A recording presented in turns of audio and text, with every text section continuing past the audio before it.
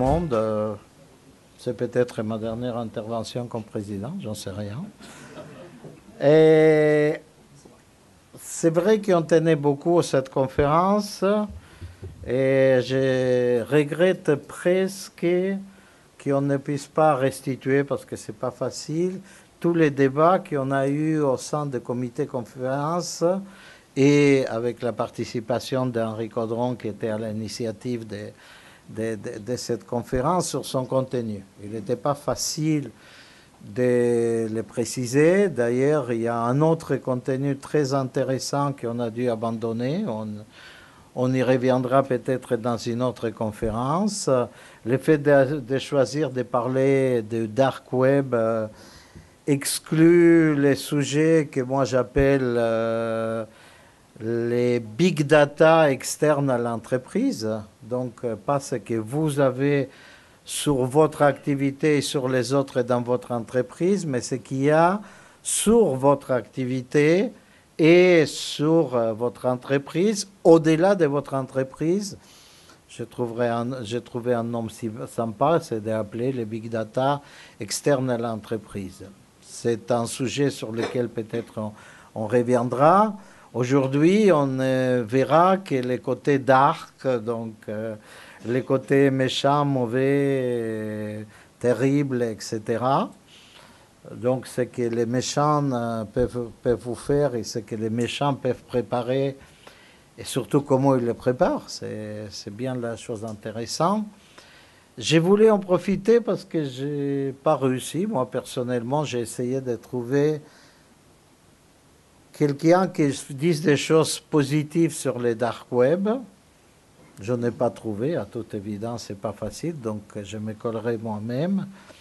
Je veux dire par là, il y a plein de choses qui sont utilisées dans les dark web, qui sont bien sûr utilisées par les méchants, mais dont les gentils ont intérêt à s'intéresser parce que peut-être eux-mêmes, pour se protéger de ces méchants, ils ont besoin de les utiliser. Il n'y a pas que des méchants qui utilisent, par exemple, Tor.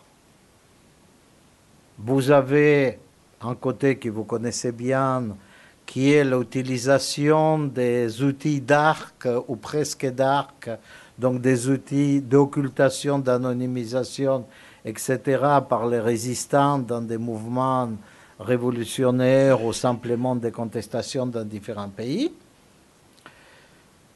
Mais vous avez aussi des entreprises qui, pour protéger un certain nombre de secrets, par rapport justement à ces composants de dark web, ils ont besoin d'utiliser un certain nombre d'outils qui sont en même temps utilisés par les dark web.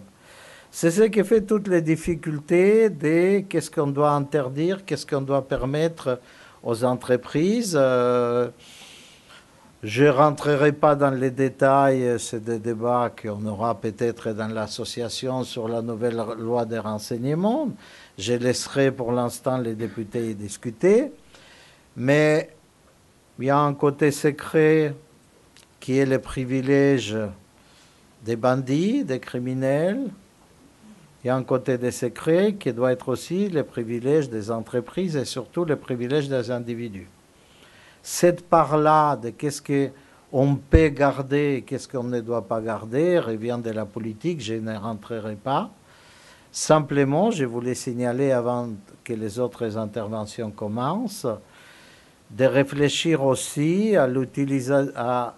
aux besoins, surtout dans certains pays, mais peut-être parfois même dans des pays démocratiques pour certaines entreprises, d'avoir un minimum d'anonymisation d'un certain nombre de choses, pas pour faire des choses méchantes, mais juste pour se protéger contre les acteurs de dark web.